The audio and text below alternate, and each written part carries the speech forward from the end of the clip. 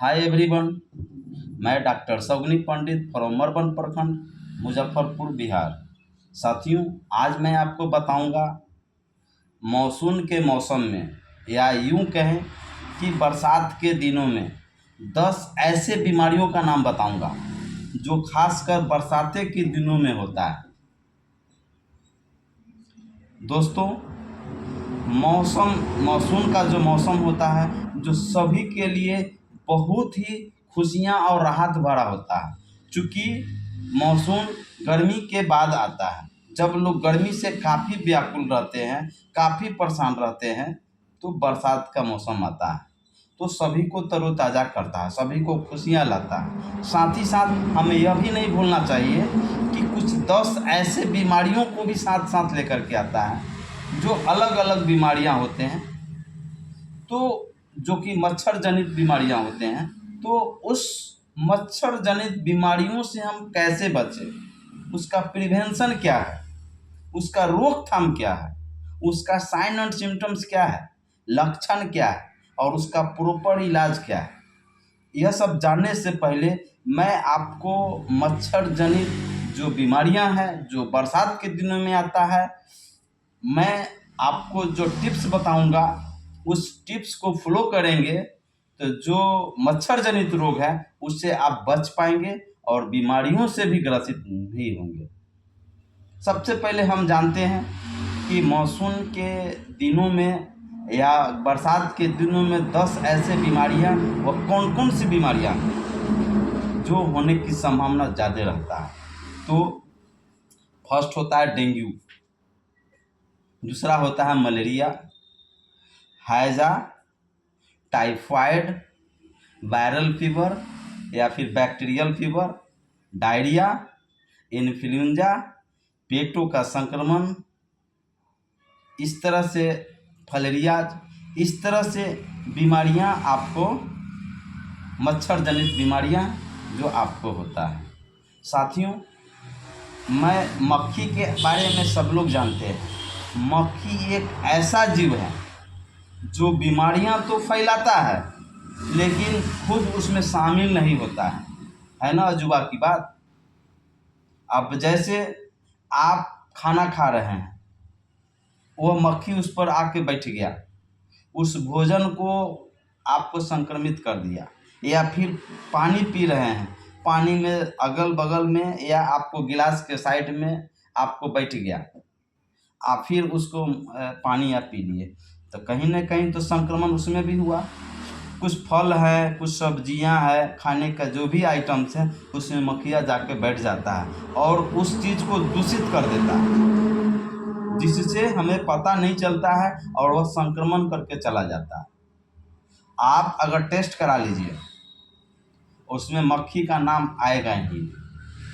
हाँ, मादा जो मच्छर होते हैं, जैसे चिकनगुनिया का मच्छर होता है, फलेरिया, मलेरिया, कालाजार, डेंगू, सारी जो आपका जो भी आपका ये मच्छर है वो टेस्ट रिपोर्ट में आ जाएंगे कि इस वजह से ये हुआ है, लेकिन मक्खी का कहीं नहीं आएगा।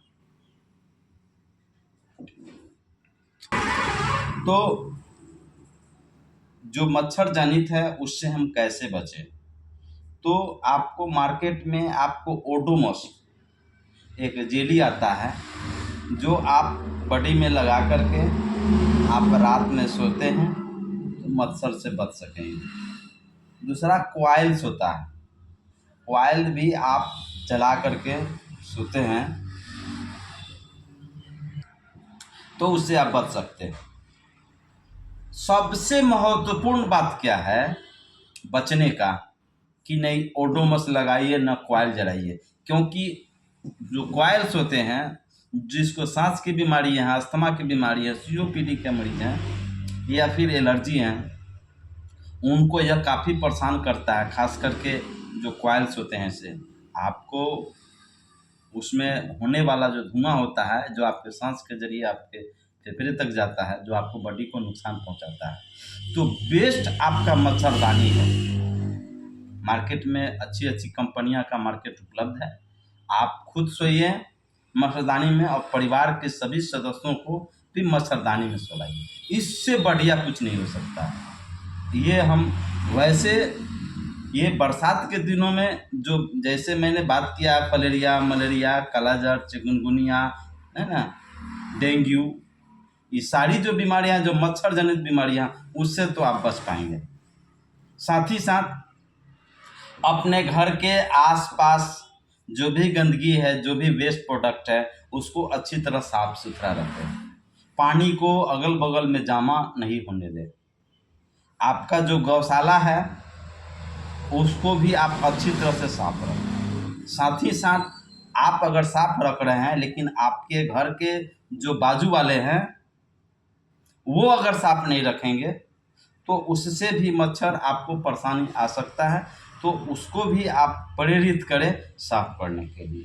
साथ ही साथ आप फेनाइल, आप जानते हैं फेनाइल भी आप बरसात के दिनों में अपने घर के इर्द गिर्द जहाँ भी आप या घर में भी उसको बढ़िया से उसको साफ सफाई कर दें, जिससे कि मच्छर से बचा जा सकते हैं।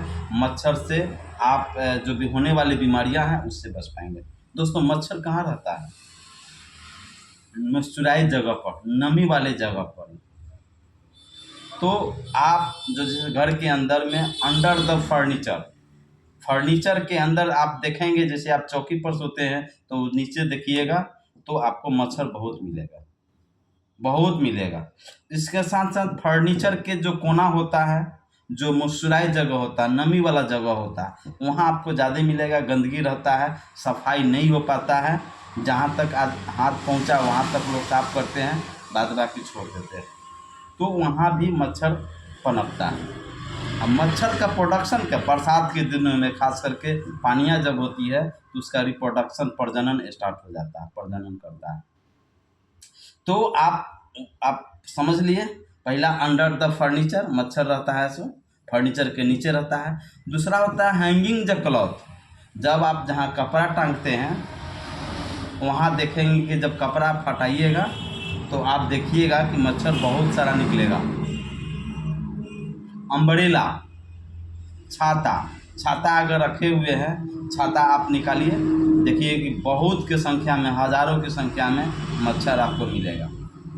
उसके बाद अलमीरा के इर्द गिर्द में आपको देखेंगे जो छोटा कोना कनी जगह होता है, वहाँ भी आपको मच्छर, बहुत सारा मच्छर देखने को मिलेगा।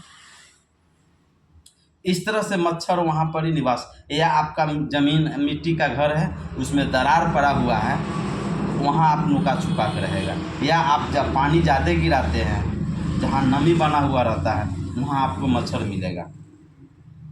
और ख़ास बात यह है कि जहाँ आपका चापाकल है, जहाँ आप पानी पीते हैं, जहाँ काफ़ी दिनों से वहाँ गंदगी जमा है, फलेरिया गंदे पानों में जो मच्छर होता है तो वहीं पर उसका रिप्रोडक्शन होता है। तो आपको वहाँ के जो आप चापाकल है वहाँ जो गंदगी लगा हुआ है जो काफ़ी समय से, उसको आप हर हाल में साफ कर दें। देखा गया है कि आपको घर में साफ सुथरा लोग रखते हैं, लेकिन जहाँ चापाकल है, जहाँ पानी गिरता है, वहाँ काफ़ी सारा गंदा लगा के लोग रखते हैं, जो कि वहीं पर ही मच्छर का प्रोडक्शन होता है, रिप्रोडक्शन होता है, वहाँ धीरे धीरे आपकी संख्या बढ़ेगा, मच्छरों की संख्या बढ़ता है। तो यह सब से आपको बचना है। आप मच्छरदानी लगा लिए लेकिन आप साफ सफाई नहीं किए, कोई फ़ायदा नहीं है। मच्छर तो नहीं लगेगा, लेकिन जैसे ही मच्छर से निकलेंगे आपको रहना बहुत मुश्किल हो जाएगा। इसलिए साफ सफाई बहुत बेहतर ज़रूरी है।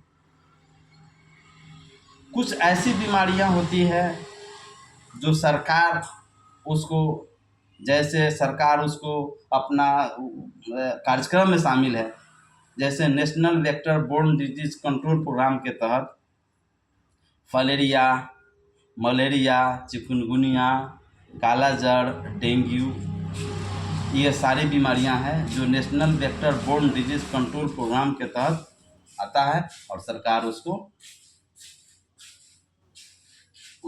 करती है। तो इस तरह से जो है आपको उसमें आता है। और जो पेटों का जो संक्रमण होता है, जो पेटों का जो इन्फेक्शन होता है, तो खास करके होने का रीज़न होता है लोग पर्सनल हाइजीन मेंटेन नहीं करते हैं। पर्सनल हाइजीन का मतलब होता है व्यक्तिगत स्वच्छता, तो हम सभी को पर्सनल हाइजीन रखना बेहद ज़रूरी है। तो हम लक्षण की बात करें, जो मच्छर जनित रोग है उसमें लक्षण की बात करें तो लक्षण क्या आता है? तेज बुखार होना, कपकपी हो, ठंड लगना, कपकपी के साथ ठंड लगना, ठीक है, सिर में दर्द रहना, प्लेटलेट्स भी जैसे डेंगू में प्लेटलेट डाउन हो जाता है, अत्यधिक कमजोरी होना, भूख नहीं लगना, है ना। इस तरह से बहुत सारे साइन और देह में रेसे निकलना, दाने दाने निकलना, इस तरह से आपको साइन और सिम्टम्स बॉडी को मिलता है। अब इलाज की बात करें तो डायग्नोसिस सबसे पहले ज़रूरी है। डायग्नोसिस होगी, उसकी टेस्ट होगी, टेस्ट में जो बीमारियां निकलेगा उस बीमारियां को इलाज किया जाता है, ठीक हो जाता है। तो हम बताने वाले ये है कि पर्सनल हाइजीन मेंटेन जरूर करें, मच्छरदानी का प्रयोग हमेशा करें, घर के आसपास इर्द गिर्द साफ सुथरा रखें, जिससे कि आप मच्छर जनित रोगों से बच सकेंगे। साथियों, अगले वीडियो में मैं जो फलेरिया, मलेरिया, कालाजार, चिकनगुनिया, डेंगू, पेट का संक्रमण, एलर्जी, खास, हाँ एक चीज़ और दोस्तों, आपको ठंड बरसात के दिनों में आपका जो एक्जिमा होता है, आपका जो दिनाय होता है, आपका जो एलर्जी होता है, खास करके जो COPD के मरीज एलर्जी वाला जो होता है वो काफ़ी परेशान करता है। तो यह सारी चीज़ के बारे में मैं 1 बाय 1 मैं बताऊंगा, वीडियो में बने रहेंगे। और निश्चित ही इस चैनल को, अगर आप मेरे चैनल में नए हैं या फिर पहली बार मेरे चैनल से जुड़े हैं तो प्लीज़ लाइक करें, सब्सक्राइब करें और वीडियो को अपने ग्रुप में, अपने मित्रों में शेयर करें, क्योंकि मेरा वीडियो बनाने का उद्देश्य होता है कम्युनिटी को कैसे बीमारियों से बचाया जा सके, साथ ही साथ बीमारियां स्प्रेड नहीं करें, उसके लिए मैं जागरूकता के तहत मैं इस वीडियो को बनाता हूँ। तो आप लोग स्वस्थ रहें, मिलते हैं अगले दिन, तब तक के लिए आप सभी को वीडियो में बने रहने के लिए बहुत बहुत धन्यवाद।